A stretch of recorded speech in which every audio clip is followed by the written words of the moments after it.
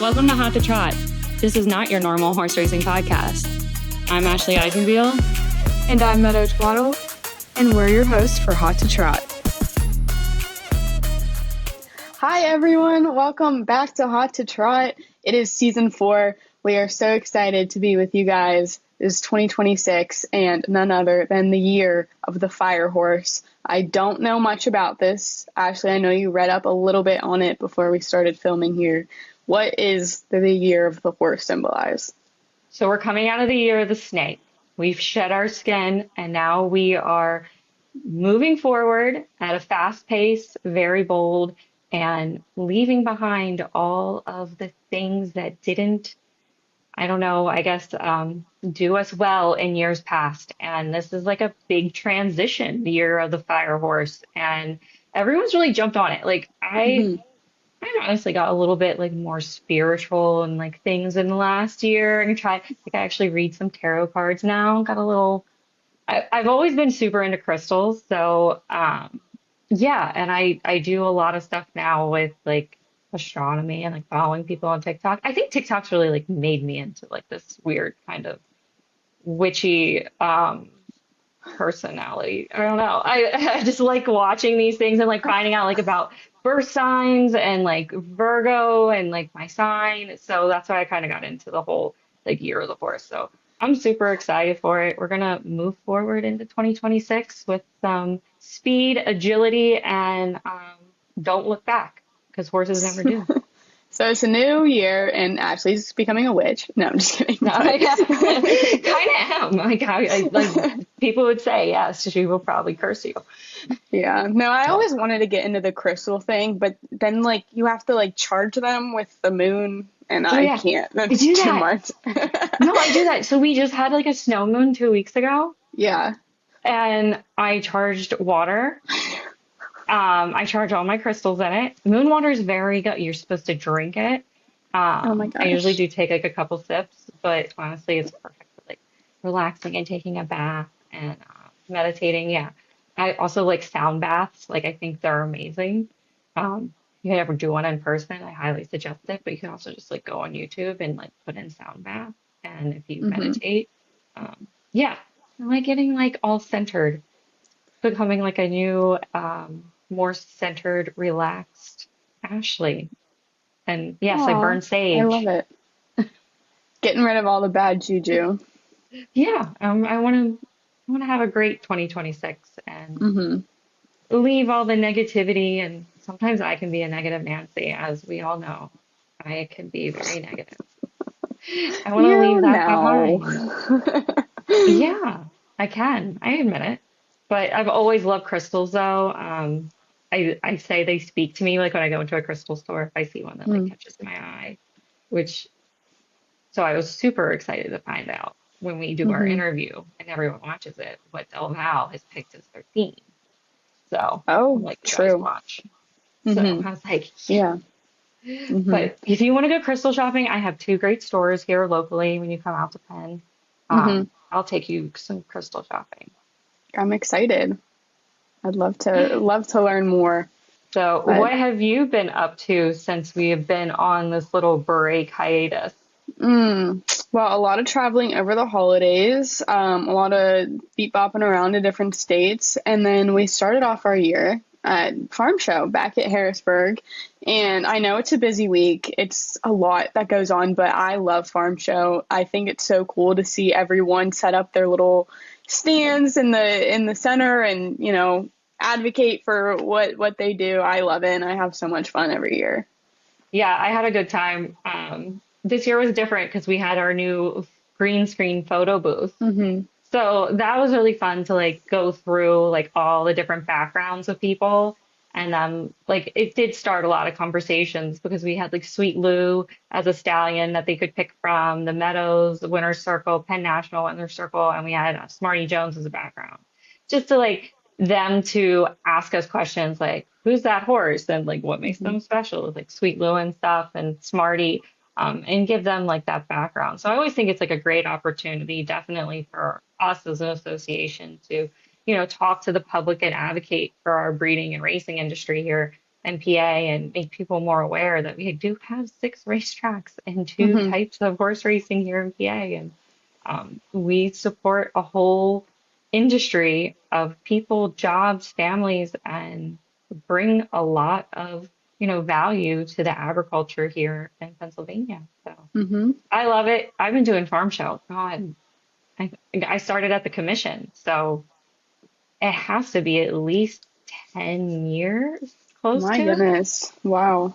Yeah. And I didn't have to speak on stage this year, so that was like a nice Yeah. reprieve. Sometimes they ask me, sometimes they don't. If they have a good Mm-hmm. docket, they I'll get the pass because I've done it so many years. So I didn't Mm-hmm. have to do that. But I mean, we got our baby goat snuggled in, which was always good. And like you said, it's always nice. We have, because I've been doing it for so long, I do have like a little community of Mm-hmm.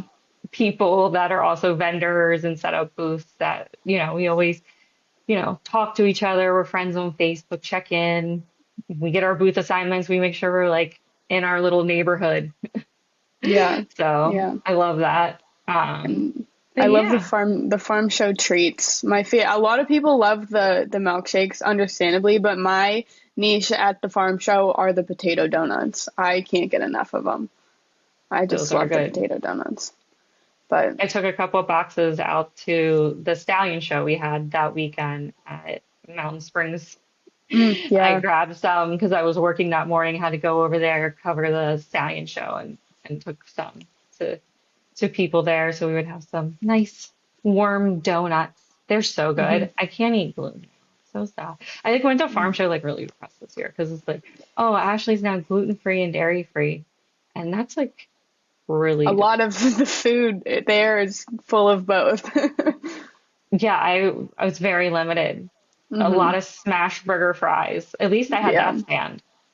So that's Yeah. what I was eating a lot of. So I mean they were really good. And then what else did I get? I got crab soup, Okay. Maryland crab. Yeah, so Yeah. that was good too. Hmm. Yeah, it's a new life I live. Oh, I Yeah. got brisket just with no bread, just the meat. Just a brisket. Yeah. I mean, I still ate enough Hmm. to put on a couple pounds, as we always do when we go to a farm show. You have to. It's part of the experience. We also had two jockeys come out. That Hmm. was fun. You got to be there for both days. I was off. So how Hmm. did that go?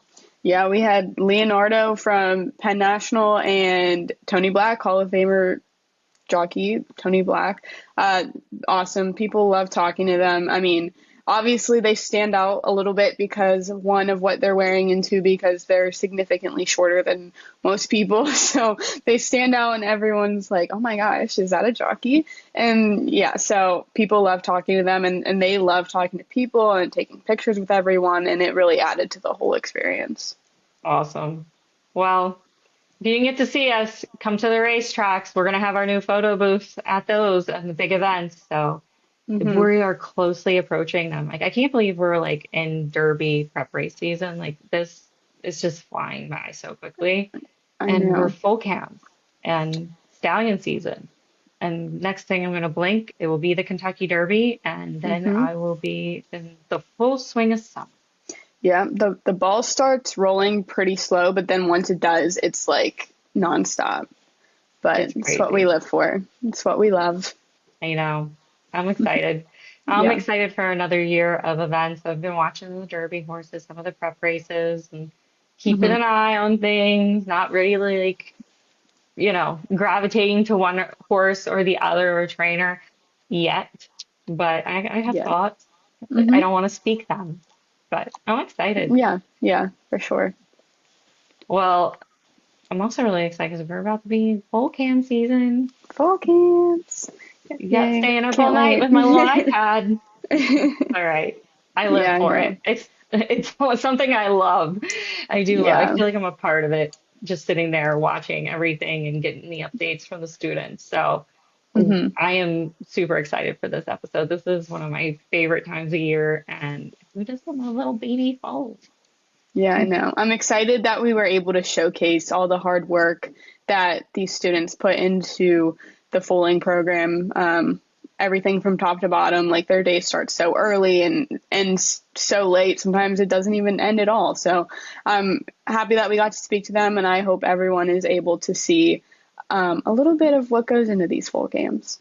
Yeah, it's a lot of hard work and dedication. These students are definitely very dedicated, and I think that says something to them in their future in this industry, because you have to be a very dedicated person to work in this industry, and that is what this program is building. Very dedicated students to their horses and this program. So I'm super excited.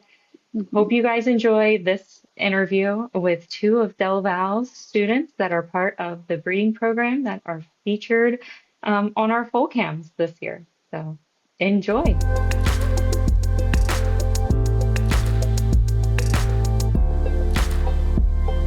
All right, everybody, we are joined by Rhiannon and Sam, both students at Delaware Valley University in the Equine program. Thank you guys so much for joining us. Let's start out with a little introduction. Rhiannon, let's start with you. Tell us a little bit about yourself, what year you are, and what you're studying. My name is Rhiannon Swimelar. I'm a junior at Delaware Valley University, and I'm studying equine science, specializing in breeding. Awesome. Sam, how about you? My name is Sam Wilton. I'm a junior animal science pre-professional major here at DelVal. I'm currently in the process of applying to vet schools with the hope of going on to be an equine vet. That's amazing. Are you looking at vet schools here in the United States or other countries? Because I know a lot of people go to vet school outside of the United States. Yeah, I'm definitely looking to go in the United States, as well as St. Kitts is really the farthest I'm looking. I definitely like being near to home, so going out of the country is pretty scary to me, but hopefully I can get accepted in the US. Amazing. We need so many more horse vets. It's like a field that we are, like large animal vets just in general is hard to come by. Yeah, for sure.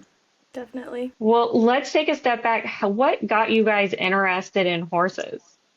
I've basically been riding my entire life, and I really just fell in love with horses from a young age, and it's really just grown from there. What about you, Sam? I feel like I kind of had an unconventional path to this industry. I did not grow up around horses. I grew up in the suburbs with a dog.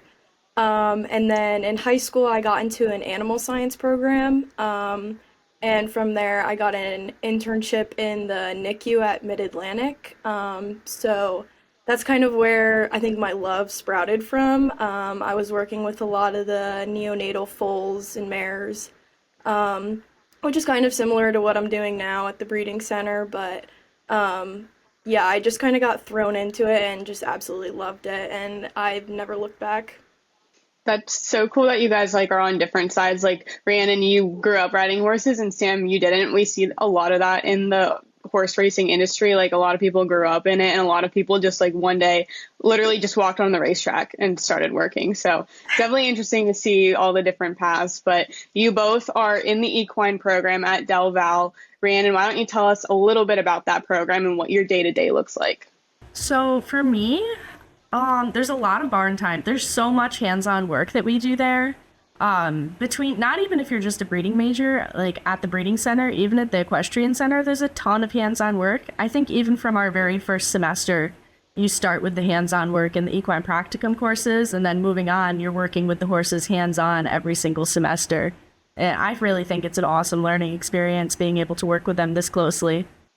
Yeah, for sure. So is there anything, Sam, that like surprised you about the program once you like got into it, like that caught you off guard that you didn't expect you'd be doing or experiencing? Yeah, definitely. I think one thing that stood out to me was the class size and how classes are actually structured within the equine program. The animal science program definitely has larger class sizes. There's probably 30 students, give or take, in a class, and the equine classes that I have been in are very small class size, like there's 7 or 8 people, and it's more of a conversation-based learning style, I'll say, as well as hands-on, and I feel like I definitely learned better that way. Dr. Splan is a great professor. She taught me in yearling and now advanced repro, and She doesn't lecture at you with slides. She's interacting with you constantly, and it feels like a conversation. Um, I could go and read slides and not remember it 10 minutes later, but actually talking through things just makes me comprehend everything so much better. No, I completely agree. I graduated college 2 years ago now, and if you put a set of slides in front of me, like there's no point in me rewriting it in my notebook because I'm not gonna remember it. So like you hit the nail on the head with that one. Yeah, exactly. Yeah. You guys both mentioned hands-on opportunities. What are some of those opportunities you have, and how does that set the program apart for you? I'll let Rhiannon, you can answer first. While taking the class we're both in right now, for example, we're all directly responsible for keeping track of the mares that are in foal, and I feel like that's such an amazing experience. I don't know. Like in my research when I was searching for schools, I didn't really find anything that really compared, and that's why DelVal really stood out to me so much. It's so hands-on, like really being there, doing all the work with the mares every day, and then with the foals every day and helping them foal out and everything. It's awesome. I love that. So you guys each get like assigned a mare that you like take the lead on when they foal. So tell us a little bit about each of your mares, and some of them are probably not going to be on the Foal Cam. We already talked a little bit earlier. I know the one that you have, Rhea, is not. But Sam, who's your mare this year? I have Thistledew, who is actually on the full cams, which is pretty exciting. She's been one of my favorite broodmares since I started at the breeding center. I was there for her foal 2 years ago, Rowan Redo, who recently sold at the Harrisburg sale. So he was also on the full cams, which is pretty cool, and it's very full circle. She's due March 10th, so she's starting to do things, starting to get ready. Um, just like everybody else, we're trying to prep. A lot of people don't realize it's not just watching a screen. There's a lot that's going on behind the screen. So, Rhiannon, why don't you tell us what kind of responsibility comes with actually monitoring a mare that's in foal? So Marina's due date is today, actually. So the leading up to today, I've been checking her basically every day, watching for her milk production and like mammary development, and then also checking like her tail tone and her muscle tone, and then also her abdomen presentation. Just like checking all these signs to make sure she's progressing normally. We have had the chance to observe several ultrasounds in the class too, to help us make sure the foals like are really hopefully in the right presentation. And then as she's moved on closer to foaling, we've started taking milk calcium tests as she's actually started to let down milk.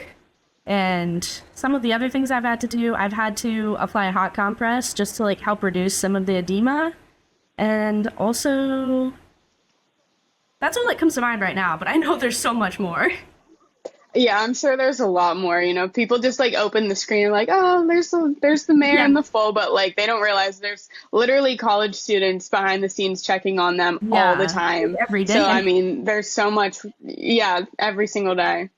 So let's get back to the Foal Cams because this is like been my baby since the PHRA's start.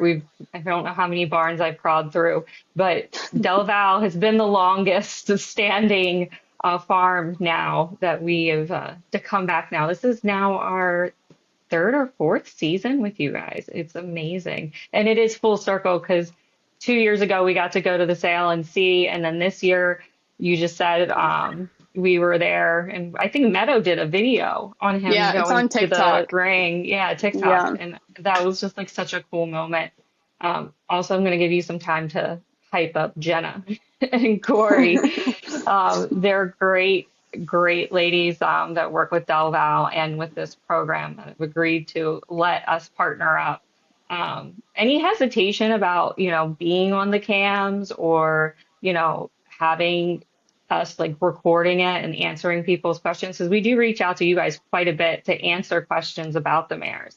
Yeah, I definitely think it's a little bit nerve-wracking when it is time for the mare to actually full out. It's could become very volatile very quick. So there is always a little bit of hesitation with the dystocia.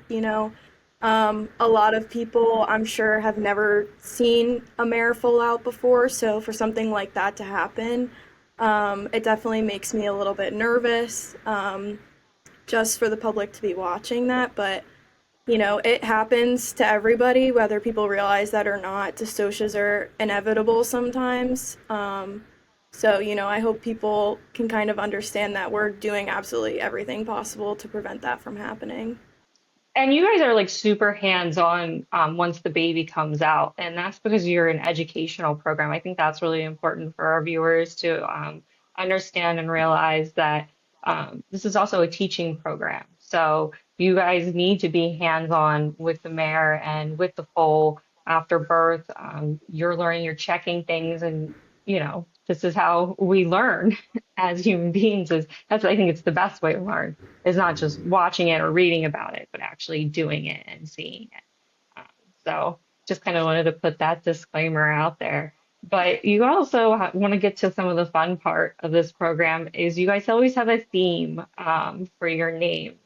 So I'm so excited to find out what is the theme this year. What are our foals going to be named after? They are going to be named after gemstones and minerals this year. Oh, Oh, Yeah, I so we've love had that.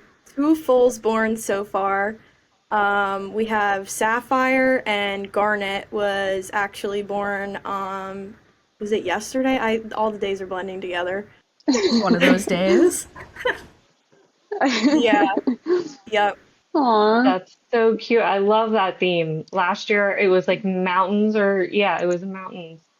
So yep, that is aw, awesome. And then we had trees one year. So that's yeah. fun. I think there'll be an amethyst. I hope there is. an amethyst. Yeah. Aw, I love it. So what do you guys feel like you're learning from this experience that you couldn't really get in a classroom alone? Rhiannon, we'll start with you. So this is actually my very first foaling season. Like, I've worked with horses my entire life, but I've never actually like delivered a foal before. I grew up in 4-H and like I even went to the national level for like horse bull and hippology. So like I have it all in my head, but like going from knowing it all on paper and then actually doing it is so different. Like I could not expect myself to go from just my 4-H level of knowledge and then like immediately to a job at a breeding operation. That would be overwhelming. I would really have no idea what I'm doing. So being able to do all this hands-on stuff is so beneficial to my learning and preparing me for my future. Sam, I feel like you would kind of Yeah, have a similar answer to that. yeah, definitely. I can agree with like the book knowledge and the hands-on knowledge is two completely different things. Mhm. We, as well as foaling out mares, we are also collecting stallions. It's breeding season, that's part of the job. And you could read about a stallion collection all you want, but reading about it and actually doing it are two different worlds. So I think that's where like the hands-on learning makes a complete difference in preparing us for beyond graduation and having actual jobs in the real world. Um, and I feel like that's something you just don't find at other colleges.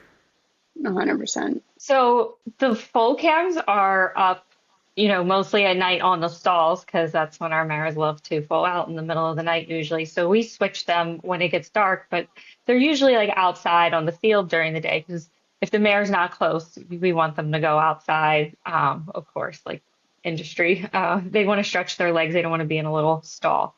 So we don't get to see like what your day looks like. So if you can give us like a walkthrough, Sam, of like what your day looks like as a student, like when you go to the barn, when you have classes. Yeah. So I am at the barn every single morning. I am in the advanced repro class as well as on staff at the breeding center. So I'm in there every morning, checking on the mares, doing treatments.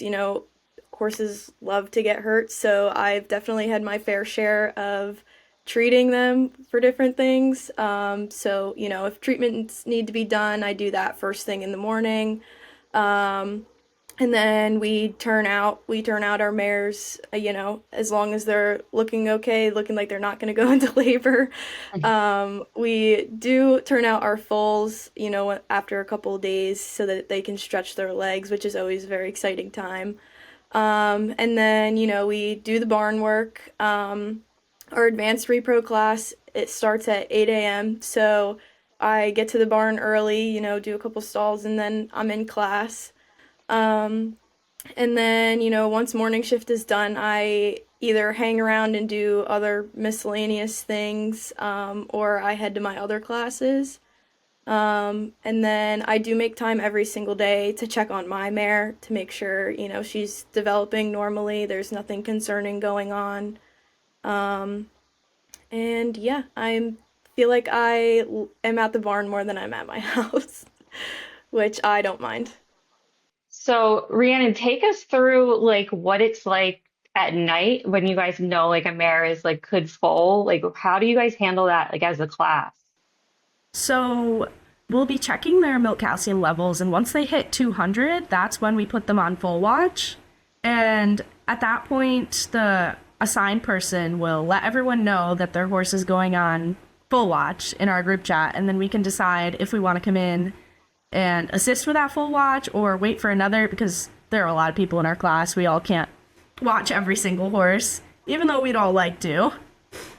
And then from there, we'll all wait in the person with the horse, they'll prep the mare, and then we'll all wait in the lab and watch the cameras all throughout the night. Just watch for signs. We'll take our shifts, and then throughout the night, we'll all just take turns watching.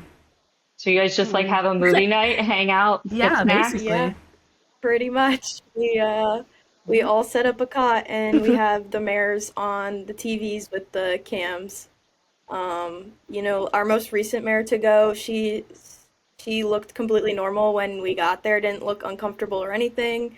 We prepped her, got her all ready, and then 2:30 in the morning hit and she decided it was time and she was ready.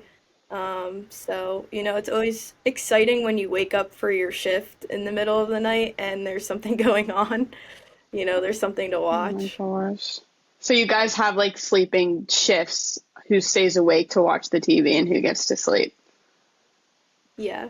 We try to break it up so everybody has an hour or two to watch so that we can get some sleep because we are also students as well Right. as the caretakers of these mares. So, you know, uh, when we had our last full, I think I got 3 hours of sleep and then had to go and take a microbiology test the next day. So it's definitely a balance. My gosh, you guys, these are long days and long nights. I give you all the credit. That's intense for a college student. Yeah, and I feel like it's very reflective of what the industry is actually like. They are very long days. I know Hmm. bigger farms have 3 or 4 babies in a night, and then they have to go and take care of the horses the next day. So it's definitely preparing us for the real world that way as well. Hmm. Yeah. Yeah, my hat's off to you. I don't think I could have gone in and like done a test and keep No. my grades up with nights like that. But um, Yeah. I didn't think I could either, but here I am. Well, I know, Sam, you were talking about being a vet, going to vet school. Rhiannon, I know you're studying the breeding kind side of things. Has being in this program either changed or solidified what you want to do after graduation? Sam, go ahead. You can start it off. Yeah, I definitely think it has solidified what I want to do after school. I came into DelVal not really knowing what animals I wanted to study. I knew I wanted to be a vet. I just wasn't really sure who I wanted to treat. And I think working at the breeding center has definitely solidified that I want to be an equine vet, possibly a reproductive equine vet, because we work very closely with our vets that come and ultrasound and check on our foals, help us with stallion collections, and I just really love that. Um, I also think that, like I said before, anybody who's owned a horse knows that they love to get injured. We can do as much as we want to prevent it, but it still ends up happening. So I have treated a lot of injuries. We have eye ulcer, puncture wounds, all of that good stuff. And it has definitely solidified that I want to be on the medicine side of things compared to like the breeding side and just, going and maybe managing a breeding farm or something like that. What about you, Rhiannon? I think it's also definitely solidified things. However, I've actually kind of already found, I think, the job I want post-grad. Just working for a small breeding farm that's getting into breeding ponies, and I'm loving it so much. But yeah, this class is helping me prep for that. They have their first pony due this summer, so I'll be ready for it. Aw. That's awesome. I love that you've already like made a connection with a farm and getting hands-on experience as like outside of school too. So we need as many people in our equine industry as possible. So don't forget, we have a whole racing industry in PA and 6 racetracks. Yeah. You gotta plug it. I mean, thoroughbreds, standardbreds, they got to race. We got a lot of farms in PA that are breeding for them. So reach out to us. I can always find a farm and post your stuff. Oh yeah, I'll always keep you guys in mind. Awesome. Well, we're not going to let you go quite yet because we have to do what we love to do on this show is we put you in the hot seat and ask you some unconventional, equine related questions. So we are going to put you in the hot seat and ask first. So when a mare is in foal, are you guys reaching for coffee? If so, what's your order? Or are you reaching for an energy drink? And if so, what kind? Rhiannon? Definitely energy drink. It depends on the day, honestly. Whatever I see at Wawa, whatever calls to me. I'm definitely a coffee girl. I'm a coffee connoisseur. I also reach for whatever is at Wawa. But if I have my choice, I'm either going to Starbucks for a brown sugar shaken espresso or going into Doylestown and getting a really good coffee from a nice local coffee shop. I'm on both sides of that. I'll take probably usually a coffee, but Rhiannon, since you mentioned energy drinks, I tried for the first time this morning one of the no fizz Celsius ones, one of the new ones they just came out with, and it was very good. They're so good. I love them. Yeah. I'm not a big like carbonation person, so like the no fizz ones are perfect for me, but I really, really liked it. I recently got an espresso machine, so Oh my gosh. my world is just open. I'm drinking way too much. I also got one. I have Oh mine. my gosh, I you just guys. made one. There I you love go. mine It espresso. changes your world when you get an espresso machine. It really does. It's an addiction. It's a problem, but I'm okay with it. Me too. I've got a lot more productive since I've gotten it for Christmas. All right, next question, Rhiannon. Where and what do you order the most, or what do you DoorDash the most at college? Oh. Honestly, it's gotta be Taco Bell. It's kind of Understandable. far from campus. Like, sometimes I don't want to drive all the way to Taco Bell. No, I get it. What about you, Sam? She did just order DoorDash to the barn the other day, so I can confirm. I'm such an old person. I've never DoorDashed before, but I'm running to Wawa all the time because it's 5 minutes away. So if I was gonna DoorDash something, it'd probably be Wawa. Oh my I can't believe gosh. you're a college student, you don't have DoorDash. Well, let me tell you, you're saving a lot of money. Yeah, I guess so. I live off campus, so I just hit stuff on the way to school. Yeah. But I have to say, like Taco Bell I like that.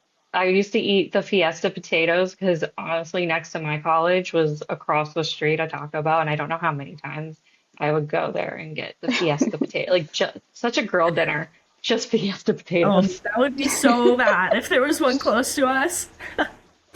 Yeah. All right. Would you rather sing or dance to every song you heard? Definitely sing. Probably Yeah, sing. not I don't think dance. anybody. Sing. I don't think anybody wants to see me dance. No, me neither. I can't do either, so I don't even want to attempt. I got I some like don't know. good sprinkler moves and like the shopping cart. Like I can make you cringe out of your mind. So I'd probably dance. All right. Sam, what is your comfort show that you can watch over and over again? Um, Probably Gilmore Girls. I think I've watched that show probably 8 times through. I like to end it and then immediately restart it because Mm-hmm. I forget what happened in the first season by the time I'm done with it. Yeah. What about you, Rhiannon? What's your comfort show? Definitely Adventure Time. Just because I grew up with it, I feel like it's so close to my heart. It'll always be a couple. Yeah. I love that.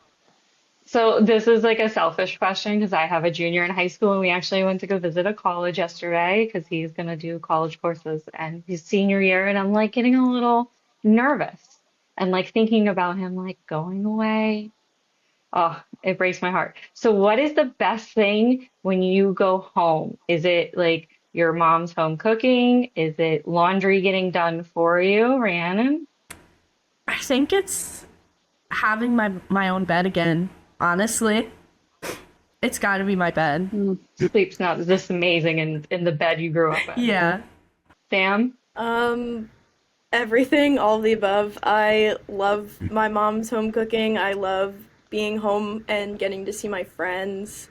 Like I said, I love coffee, so I like going to my home coffee shops and getting my favorites. Awesome. Just keeping these in mind. Bed, so clean sheets ready to go from letting him jump in and making sure I have all the things in the fridge and home cooked meals ready to go. Lure He's him gonna be back begging to to come mom. home. He's not gonna want to go back That's to my school. goal. Well, thank you, girls, for joining us. We're super excited to have you and DelVal back for Foal Cams this year and see your mares full out. And it's just such a great program. I think you guys have bright futures ahead of you, and so happy that we got to spend some time with you and learn more about you and your experiences that you're having at DelVal through the breeding program and your futures, because I think you guys have really bright futures ahead of you. Thank you. Thank you. Thank you guys. It was nice talking to you both. Of course. You too. Thanks for listening, and thank you to the Standardbred Breeders of Pennsylvania for sponsoring Hot to Trot. We'll see you next time.